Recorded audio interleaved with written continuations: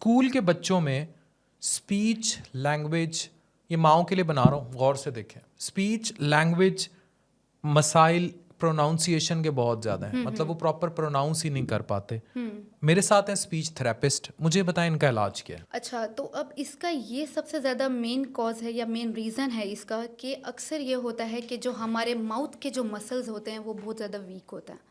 हमारे जो soft palate के मसल्स हैं वो वीक होते हैं। हमारे जो लिप का स्ट्रक्चर है वो बहुत ज़्यादा वीक होता है, या टंग में कोई मसला होता है। अक्सर ये होता है बच्चों में टंग टाई होता है, तो वो भी हम अच्छे से असेस करके उसको रेफ़र करके ही पता लगा सकते हैं कि उसका मसला क्या है।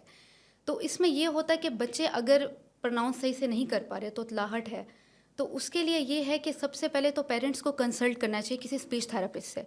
और इसके पीछे जो सबसे मेन कॉज ये आ सकता है कि अक्सर बच्चों में स्टडीज़ का इतना प्रेशर होता है, एग्ज़ाम्स का इतना प्रेशर होता है, पेरेंट्स ने उनके माइंडसेट ऐसे बना दिए कि नहीं बेटा तुमने डॉक्टर बनना है, बस बेटा तुमने इंजीनियर बनना है। तो इस तरह के माइंडसेट से भी बच्चे बहुत कंफ्यूज हो जाते हैं।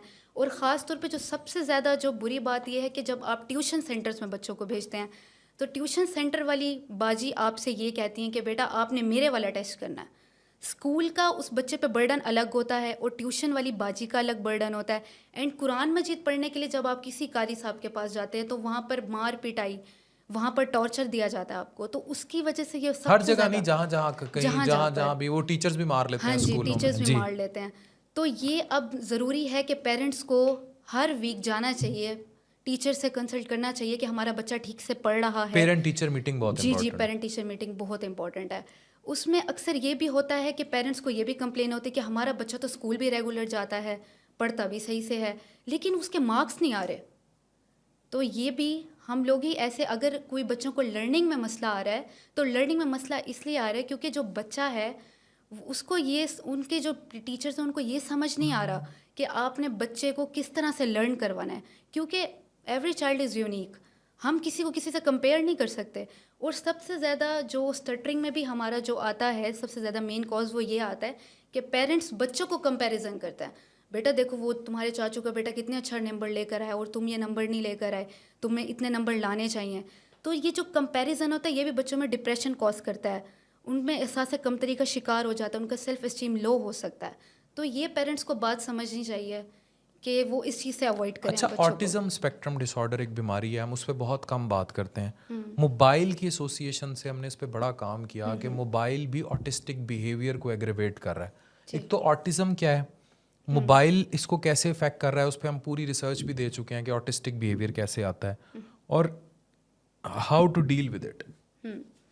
अब जो ऑटिज़म स्पेक्ट्रम डिसऑर्डर है ये बेसिकली पाकिस्तान में बहुत कॉमन हो चुका है। हर तीसरे बच्चे को ऑटिज़म स्पेक्ट्रम डिसऑर्डर है, लेकिन पेरेंट्स को नहीं पता होता, क्योंकि इस डिसऑर्डर की एक ऐसी बात है कि ये अर्ली साइंस शो नहीं करवाता आपको, कि ये आफ्टर 3 इयर्स के बाद आपको ये सिम्टम्स शो करवाता है कि बच्चे में कोई मसला आ रहा है।